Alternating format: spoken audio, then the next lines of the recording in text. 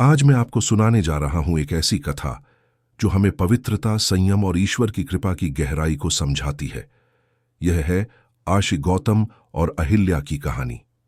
बहुत समय पहले प्राचीन भारत के पवित्र वनों में महान तपस्वी आर्षि गौतम अपना आश्रम बनाकर रहते थे। उनके साथ उनकी पत्नी अहिल्या भी रहती थीं, जो अपनी अद्वितीय सुंदरता, नम्रता और सेवा भाव के लिए प्रसिद्ध थीं। पूरा आश्रम तपस्या, शिक्षा और साधना का केंद्र था। वहां विद्यार्थियों की भीड़ लगी रहती। आर्षि शांति और ज्ञान का उपदेश देते और अहिल्या अपने सौम्य स्वभाव से सबका मन मोह लेती। लेकिन यही सुंदरता और पवित्रता किसी और के लिए प्रलोभन का कारण बन गई। देवताओं के राजा इंद्र अहिल्या की छवि से मोहित हो गए। धीरे धीरे उनके मन में एक बुरा विचार आया।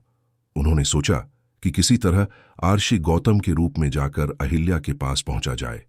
एक दिन प्रातःकाल जब आर्षि गौतम नदी में स्नान करने के लिए गए, इंद्र ने अवसर का लाभ उठाया।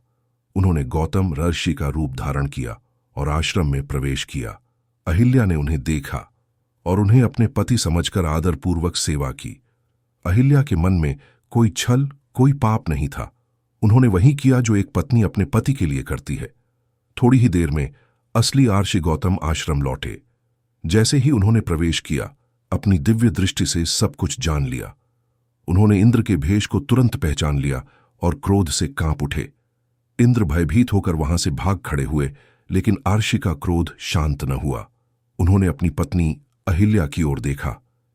यद्यपि अहिल्या का अपराध केवल भोलेपन और भ्रम का था, लेकिन नियम और मर्यादा के उल्लंघन ने आर्षि को व्यथित कर दिया। उन्होंने क्रोधित स्वर में कहा, अहिल्या, यद्यपि तुम्हारा हृदय पवित्र है, परंतु तुमने छल को पहचान नहीं पाया। इसलिए अब तुम्हें अपने इस भ्रम का दंड मिलेगा।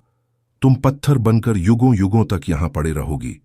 तुम्हारा उद्धार केवल भगवान श्री राम के चरणों से होगा। ये कहते ही अहिल्या पत्थर में बदल गई। एक क्षण में उनकी कोमलता और सौंदर्य समाप्त हो गया और वे शिला बनकर आश्रम के निकट ही पड़ी रहीं। जंगल की निस्तब्धता, बहती नदी और पक्षियों का कलरव ही उनके साथी बन गए। युग बीतते गए, ऋतुएं बदलती रहीं, परंतु अहिल्या उसी रूप में पड़ी रहीं। समय बीता और त्रेता युग का आगमन हुआ। यह वह समय था जब भगवान श्री राम अवतार लेकर पृथ्वी पर पधारे। अपने गुरु विश्वामित्र के साथ श्री राम और लक्ष्मण ऋषि गौतम के आश्रम के समीप पहुंचे।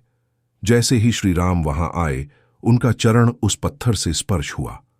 उसी क्षण चमत्कार घटित हुआ। पत्थर में पड़ी अहिल्या पुनः अपने वास्तविक स्वरूप में प्रकट हो गईं। उनका चेहरा तेज से दमक उठा। आंखों में आंसू थे, लेकिन वे आंसू पीड़ा के नहीं बल्कि मुक्ति और कृतज्ञता के थे।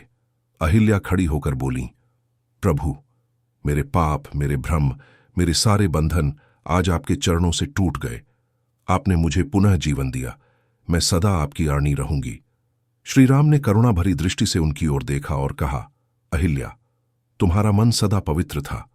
यह सब केवल एक ईश्वरीय लीला थी, ताकि मानव जाति को यह शिक्षा मिले कि सबसे बड़ी गलती के बाद भी सच्चा हृदय और ईश्वर की कृपा मोक्ष दिला सकती है। इस प्रकार अहिल्या का उद्धार हुआ।